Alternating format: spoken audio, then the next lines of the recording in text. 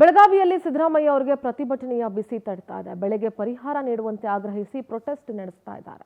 ಬೆಳಗಾವಿ ನಗರದ ಡಿಸಿ ಕಚೇರಿ ಮುಂಭಾಗ ಪ್ರತಿಭಟನೆ ನಡೀತಾ ಇದೆ. ಕೈಯಲ್ಲಿ ಕಬ್ಬಿನ ಬೆಳೆ ಬಾಳೆಗೊನೆಯನ್ನ ಹಿಡ್ಕೊಂಡು ಆಕ್ರೋಶ ವ್ಯಕ್ತಪಡಿಸ್ತಾ ಇದ್ದಾರೆ.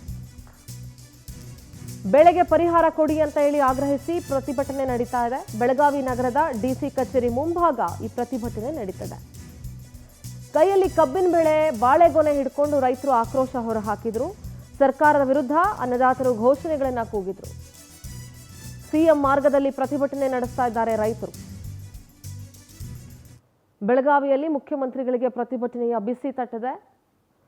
ಬೆಳೆಗೆ ಪರಿಹಾರ ನೀಡುವಂತೆ ಆಗ್ರಹಿಸಿ ಪ್ರತಿಭಟನೆ ನಡೆಸಲಾಗ್ತಾ ಇದೆ. ವಿಪರೀತ ಮಳೆ ಆಗಿದೆ, ಆ ಭಾಗದಲ್ಲಿ ಬೆಳೆ ಹಾನಿ ಆಗಿದೆ.